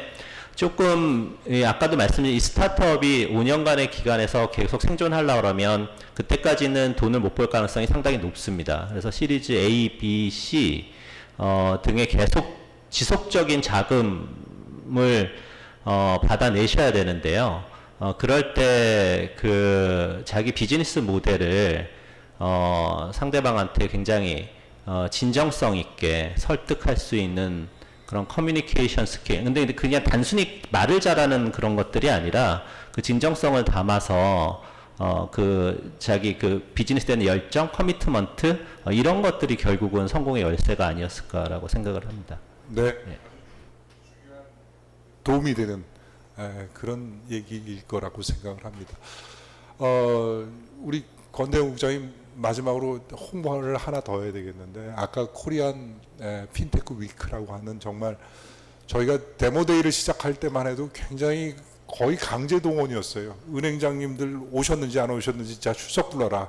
요거 거의 강제 동원을 했는데, 이제 이 강제 동원의 횟수가 계속 늘어나고 핀테크에 대한 국민들의 관심이 커지니까 이제는 아예 정말 핀테크 위크라고 하는 것을 만들어서 핀테크를 대대적으로 그것도 글로벌하게 저희가 설명을 해보겠다라는 그런 행사를 기획하고 있다고 합니다. 거기에 대해서 좀 더 자세히 설명하셔서 오늘 오신 분들이 좀 더 이 전도를 하실 수 있도록 좀 잘 좀 설명을 한번 해주시죠. 감사합니다. 사실 이제 이 핀테크 분야는 생태계가 중요한데요. 이런 생각을 해봤습니다. 지금 핀테크 스타트업이 있지만 또 성공한 기업이 있는데 핀테크 퀴즈가 이제 필요한 것 같습니다. 이제 대학교에 이렇게 창업 동아리나 산학 이렇게 젊은 사람들이 이제 아이디어를 만드는 부분, 그 다음에 이런 부분들이 이제 투자를 받는 부분, 그다음에 또 성공해서 해외로 나가는 부분, 이런 전체 이 생태계를 쭉 한번 생각해 보니까 이런 전체를 가지고 한 자리로 모여서 체험하고 공감하고 확산하는, 그리고 더 나아가서 이 더 젊은 분들 또 나이 드신 분들이 다 확산하는 이런 국민적 어떤 축제의 어떤 장이 필요한 것 같아서 이런 부분을 사실은 이제 작년에 기획을 했는데 다행히 이제 정부가 예산을 좀 확보를 했습니다. 한 8억 정도. 그래서 그게 첫 번째고, 두 번째는 대한민국이 이런 훌륭한 기술과 이런 인력과 산업이 있는데 런던은 뭐 그렇다 치더라도 싱가포르이 뭐 몇 년을 하면서 핀테크의 허브가 되는 것을 보고 야, 참 이런 부분이 부족했구나 이렇게 느꼈습니다. 그래서 저희가 이제 5월 23일부터 25일간 이렇게 하는데 상당히 한 석 달 준비했는데 이 또 동원해야 될지 이제 걱정했습니다. 지난주 간부회의 때 이제 저희 간부님이 몇 명이 오냐 하길래 저희가 지금 보니까 사전 같고, 일반인들은 사전 당일날 신청이 가능한데 이제 사전 등록을 이제 VIP들을 받았는데 저희가 이제 1,500명을 받았는데 오늘 지금 보도자료를 내려고 보니까 2,500명이 이제 등록하셨고 저희가 한 6,000명 정도가 이제 모입니다. 그래서 근데 글로벌 핀테크라는 이름에 걸맞게 한 외국인 비중이 한 20% 정도에서 동남아 관련자들 또 해외의 국제기구 분들도 이렇게 나오는 좀 국제적인 어떤 글로벌 박람회의 어떤 풍모를 이제 갖췄습니다. 이제 그 주요 내용을 좀 시간을 좀 활용해서 좀 더 홍보를 하면 이제 첫날 이렇게 기조 연설을 VIP들이 하시는데 그런 부분들은 뭐 굳이 오실 필요 없습니다. 이제 굉장히 협소하고 좁으니까 이제 저희가 유튜브를 통해서 다 방송을 전 과정을 방송할 수 있게 그래 프로그램을 짰고요. 여러분들한테 필요한 부분들은 이제 이렇게 투자데이라 해가지고 투자할 수 있는 VC들하고 연결시키는 그 투자데이가 하나 있을 수 있고요. 또 감독원이 좀 중심에 대해서 해외 진출 컨설팅하는 그런 이제 부분도 있습니다. 그 다음에 또 정부 정책을 소개하는 부분도 있고 미래 기술을 보여줄 수 있는 AI 5G 뭐 이런 뭐 클라우드 해서 전 분야의 4차 산업혁명과 금융혁신이란 어떤 세션도 있고요. 그래서 이 모든 과정이 있고 그 다음에 핀테크 업체 한 50개하고 기존 금융회사들하고 해서 부스를 한 70개 정도 만들어서 되게 다양한 아이디어를 경험할 수 있고 또 거기 오시면은 또 창업이나 또 이렇게 아이디어에 대해서 또 컨설팅을 또 현장에서 해주고 또 일자리 채용까지 해서 뭐 좀 백화점식인데 하여튼 3일간 이렇게 하고 있습니다. 아까 말씀드린 대로 무료입니다. 또 하나의 아주 강력한 메리트는 경품을 엄청나게 좀 금융회사와 핀테크가 준비했는데 그 경품을 담아갈 수 있는 에코백을 또 하나 제가 준비를 했습니다. 그래서 가족들 데리고 오시면은 아주 다양한 체험을 할 수 있습니다. 꼭 많이 참석해 주시길 부탁드리겠습니다. 네, 감사합니다. 여러분은 반드시 오셔서 장소 동대문 DDP입니다. 예, 여러분 꼭 오셔야 할 겁니다. 오늘 공부가 되셨으니까 여러분 준비된 참석자들이십니다. 그래서 이제 경품만 받으실 일만 남았습니다. 자, 오늘 이 자리에 핀테크, 금융혁신 등에 대해서 이제 많은 관심을 가지고 스타트업, 금융인, 언론인 그리고 학생에 이르기까지 이제 다양한 분들이 끝까지 오늘 4시간 가까이 앉아 계셨는데 혹여 뭐 여기 계신 분들께 질문이나 혹은 혁신 성장을 위한 제안과 의견을 가지고 계신 분들 한 프로에서 한번 얘기를 들어보겠습니다. 예. 네, 저 그 질문 기회를 주셔서 감사합니다. 저 신한 퓨처스랩에 대해서 좀 궁금한 게 있는데 사실 아까 발표 자료 보니까 그 웬만한 핀테크 회사 제가 봤던 거는 다 신한 퓨처스랩에서 이렇게 나왔더라고요. 근데 한 가지 궁금한 거는 사실 우리나라나 이제 그 해외 그 핀테크 회사들이 소위 대박 났다고 하는 회사들을 보면은 이제 핀테크 랩에서 탄생하기보다는 그 모르는 어딘가에서 이렇게 탄생된 경우가 많거든요. 그럼 결국에는 핀테크 랩이 이 유니콘 기업을 키우기 위한 것은 좀 구조적인 문제가 있지 않을까 싶은데, 아까 말씀하시기로는 유니콘 기업을 3개를 만드시겠다고 했는데 그런 구조적 문제가 무엇이 있을지라는 것과 그럼 그 유니콘 기업을 키우기 위해서 그것을 어떻게 해결을 할 생각이 있으신지 거기에 대해서 좀 답변 부탁드립니다. 네, 뭐 비단 유니콘 기업을 키우겠다는 것은 정부 정책 방향에도 지금 있습니다. 그래서 정부 유니콘 기업 10개를 말씀하시는데요. 이게 구조적으로 지금은 한국이 상당히 많이 올라왔다고 생각이 됩니다. 아무래도 실리콘밸리나 이런 데서는 그 아이디어하고 그다음에 마켓에 있어서의 마켓 자체가 큰 거, 그다음에 해외 진출할 수 있는 여건이 한국의 스타트업보다는 좋기 때문에 기초적으로 펀딩도 잘 흘러가게 돼 있고, 그다음에 그러한 것들의 아이디어를 사업화하고 혹은 이제 비즈니스 전략과 실제로 마케팅으로 연결할 수 있는 일관적인 프로그램도 잘 정립이 돼 있는 것 같습니다. 한국은 이제 저희가 한 5년 정도 됐기 때문에 그런 부분은 이제 많이 정착화되어 있는 부분이라고 생각이 되고요. 그런 것이 이제 생태계적으로 잘 구축되어 있는 데가 아무래도 유니콘 기업으로 가기가 굉장히 편하다고 생각이 되는데, 제가 한 2주 전에 인도네시아를 갔다 왔습니다. 저는 한국은 오히려 결국 핀텍이라는 것이 데이터 플러스 기술인데요. 아까 말한 금융 데이터의 완결성에서 한국은 뭐 세계 거의 최강이라고 봅니다. 네, 그런 것들을 이제 공유할 수 있는 제도적 뒷받침, 뭐 규제적 뒷받침이 좀 모자랐다고 보는데 이제는 완전히 풀려 있기 때문에 향후 더 핀텍이 발산할 수 있는 테스트 베드로서의 한국의 기능은 거의 굉장히 좋아졌다고 생각이 되고요. 한 가지 놀라운 사실은 저희 나라의 유니콘, 뭐 핀텍뿐만 아니라 유니콘 기업을 포함해서 우리가 한 4개 정도, 5개 정도 육성했는데 저희 국민소득이 지금 3만 불을 넘었습니다. 인도네시아는 국민소득이 4천 불 정도밖에 안 되는데 이미 유니콘 기업이 4개가 됐고 향후 정부가 1,000개 이상의 5년간 스타트업을 육성하겠다고 합니다. 그랬을 때 환경적 조건은 저희가 더 좋다고 보기 때문에 저희는 정말 아까 권대영 단장님께서 얘기했지만 이 글로벌 쪽에 있어서의 네트워킹을 혹은 글로벌로 진출할 수 있는 지원을 잘만 좀 해준다 그러면 이 좋은 여건과 제도 뒷받침으로 유니콘을 만들 수 있는 환경적 여건은 좀 조성이 돼 있다고 생각이 됩니다. 안녕하세요. 저는 보험과 기술을 결합한 인슈어테크 분야에서 디레몬이라는 회사의 대표를 맡고 있는 명기준이라고 합니다. 신원근 부사장님께 좀 질문을 드리고자 하는데요. 저희 디레몬이라는 회사는 보험 영역에서의 PFM, 그러니까 소비자에게는 아까 김태훈 대표님께서 잠깐 저희 소개를 해주셨는데 소비자에게는 보험의 어떤 계약 현황들을 잘 알 수 있게 해드리고 또 최저가 온라인 보험 상품을 비교를 해드리는 이런 서비스를 해드리고 있고요.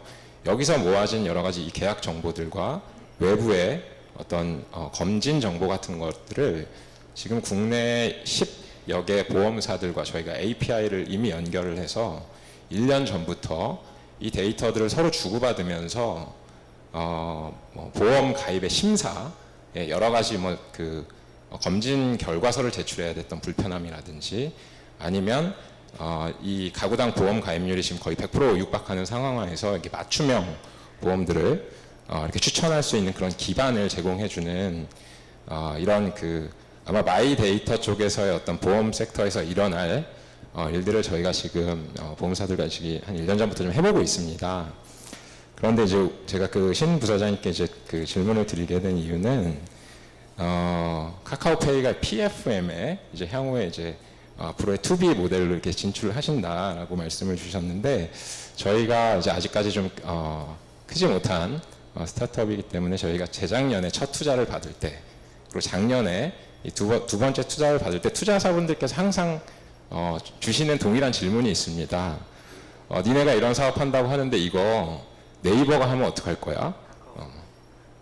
라는 질문을 많이 받았습니다. 카카오가 하면 어떡할 거냐는 질문을 받진 않았고요. 근데 이제 실제로 그러면 저희의 답변은 항상 비슷합니다. 저희는 굉장히 더 빠르고요. 굉장히 더 전문성 있게 빠르게 도전해서 저희가 더 잘하는 분야로서 저희가 이겨낼 수 있습니다. 라고 하면서 항상 투자를 받아왔거든요. 근데 마음속으로는 굉장히 사실 투자자분 때 말씀을 못 드렸지만 굉장히 두려워, 이런 일이 발생하면 어떻게 될지 굉장히 두려워했던 것도 사실인 것 같습니다. 그런데 이제 올 하반기에 카카오페이에서 이런 PFM 전 분야에 이제 진출을 하시게 되면 이 강력한 어떤 고객 기반과 이 생활 금융을 아우르는 이런 영역에서 이제 많은 또 혁신들을 추구하실 것 같고요. 그래서 이런 어떤 그 멋진 모습들을 많이 만들어 가실 텐데, 이럴 때 저희가 아직 많이 성장하지 못한 스타트업과는 어떠한 형태로 과연 좀 협업들을 저희가 잘 만들어 가볼 수 있을지, 뭐 예를 들면 전통 금융기관인 지금 신한금융지주에서는 퓨처스랩을 통해서 이렇게 저를 많이 좀 도와주고 계시잖아요. 그래서 빅테크, 국내 빅테크로 지금 이미 가 계시고 더 성장하실 카카오페이에서는 어떤 저희가 협업 체계를 좀 만들어 갈 수 있을지를 좀 여쭤보고 싶습니다. 고맙습니다. 네, 여기서 빅테크가 해야 될 역할에 대해서까지 고민을 하게끔 하는 좋은 질문을 주셔서 감사하고요. 물론 저희가 이번에 마이데이터를 기반으로 한 통합조회 서비스라는 것을 준비한 근본적인 이유는 뱅크샐러드에서 이 프로블럼 솔빙을 하신 것과 동일하게 유저들이 좀 더 편리하게 자신들이 가지고 있는 금융 정보를 통합해서 보게끔 하자라는 게 그 취지고요. 그리고 그 안에서 각각을 보다가 파생되는 금융에 대한 니즈가 있을 때 그 각각의 섹터별로 저희가 모든 것을 이해해서 솔루션을 제공할 수는 없습니다. 근본적으로 가장 기초적으로는 이 금융 상품이나 서비스를 근본적으로 이제 제공을 해주는 금융사들이 계실 거고요. 그리고 그 금융사들의 제품과 실제 고객의 니즈를 연결을 시켜주는 이 알고리즘을 만드는 역할은 아마 카카오페이가 그 모든 분야에서 할 수는 없을 거라고 생각을 합니다. 그렇기 때문에 저희도 여러 분야에서 파트너를 찾고 있고요. 그래서 그 부분에서는 계속해서 저희와 빅테크 기업과 그 각 영역에서 강점을 가지고 있는 테크 기업들이 협업을 해 나갈 거고, 여기서 다시 한번 데이터의 데이터의 중요성과 그리고 그 데이터들이 서로 간에 교환이 될 수 있게끔 하는 법 체계가 되게 중요해지는데요. 카카오페이는 여전히 이제 고객을 이해할 수 있는 데이터를 가지고 있고, 그리고 그 데이터와 금융 상품 간의 연계를 통해서 최적화된 상품을 추출하는 알고리즘은 지금 이제 말씀하신 디레몬 같은 업체들이 가지고 있을 겁니다. 결국 이게 시너지를 내려면 이 데이터가 고객의 피해가 아닌 고객의 밸류를 위해서 서로 간에 교환이 돼야 되는데, 이런 체계가 같이 갖춰진다 그러면 저희가 시너지를 내면서 같이 성장할 수 있을 거라고 생각합니다. 고맙습니다. 예, 협력하겠다는 말로만 하시면 안 됩니다. 이게 시스템을 만들어야 됩니다. 그리고 시스템을 만드는 중에 걸림돌이 있으면 그거는 우리 건국장이 해결해 줘야 되는 것이고요. 그래서 그런 발전이 있기를 바랍니다. 예, 저쪽에 손 드신 분. 예, 감사합니다. 한국 오라클의 홍정기라고 하고요. 질문은 우리 금융당국 권대영 단장님께 여쭙고 싶습니다. 지금 정말 많은 좋은 방향으로 지금 금융의 발전을 위해서 노력하고 계시고 느끼는 것 같습니다. 조금만 미래를 조금만 봐서요. 제 질문은 2019년, 2025년에 말입니다. 2025년에 대한민국 금융 산업은 어떻게 발전되어 있을까? 그리고 대한민국 국민들은 어떤 금융 생활을 활용하고 있을까를 한번 여쭙고 싶습니다. 예를 들어서 지금 경제개발 계획으로 예를 들어서 지금 3만 불 시대 아닙니까? 국민소득이. 그런 식으로 대한민국 금융 전반적인 인더스트리 레벨과 또한 우리 시민들, 국민들이 어떤 생활을 영위하는지 혹시 가능하시면 좀 청사진을 여쭙고 싶습니다. 예. 예, 아까 조금 설명드렸던 그 그림으로 설명을 상상을 해보겠습니다. 아까 말씀드린 이제 5G인데 아마 또 저번에 가계정통부 장관이 5G라 그러더라고요. 그러니까 제가 5G를 넘어서 한번 6이나 7까지 가 있는 7G 정도, 뭐 6G 정도가 가 있겠죠. 예, 6G를 이제 깔고 있는 그 플랫폼에 위에 이제 아까 오라클이라고 하셨으니까 클라우드를 하시는 업체로 보이니까 이제 구름처럼 클라우드가 이제 떠 있고, 제가 아까 말씀드렸던 고속도로를 말씀드렸습니다. 그 두 개의 고속도로가 이제 깔려 있을 것 같아요. 그래서 데이터가 흐르는 고속도로와 그 결제가 흐르는 고속도로, 마이 데이터 그다음에 마이 페이먼트가 흐르는 그 두 개의 고속도로 위에 이제 차량이 달리고 있을 것 같습니다. 그 차량이 이제 그 전통적인 금융회사의 그 차 중에 아주 낡고 떨어지는 차가 있을 것이고, 또 디벨롭 해가지고 아주 새 엔진을 장착한 또 이렇게 차가 있을 것이고, 이제 핀테크 스타트업들이 작고 강하고 빠른 이런 또 스포츠카가 이제 등장할 것이고, 그 안에서 많은 이제 하수분 같은 서비스와 나오는데, 이제 그때 국민들의 어떤 그 니즈가 뭐냐, 이제 비대면에 싸고 편리하고 빠르고 이렇게 유연해야 되고, 아마 그런 그 니드를 만족하는 그 통합 플랫폼 앱들이 아마 그 차로 표현되거나 그렇게 되지 않을까 생각하고, 예, 그런 부분을 통해서 예, 대한민국 그 경제의 그 성장을 견인하고 또 새로운 일자리를 발명하는 뭐 그런 그 예, 가속의 시대의 낙관적인 어떤 그 모습을 한번 그려보겠습니다. 예. 5년 후를 하나 예상하면 그때 권대영 국장이 금융위원장을 하고 이 자리에서 아마 하는 그런 모습도 우리가 기대할 수 있지 않을까라고 생각합니다. 제가 시간을 맞추는 게 도리인데 저기 아까 손 드신 분이 계셔서 자 마지막 질문을 한번 받겠습니다. 예. 저는 뱅크샐러드 김태현 대표님이랑 우리 카카오페이 신원근 부사장님께 질문 드리고 싶습니다. 저 같은 경우에 개인적으로 카카오페이에 가입한 거는 라이언 체크카드를 준다고 해서 가입을 했습니다.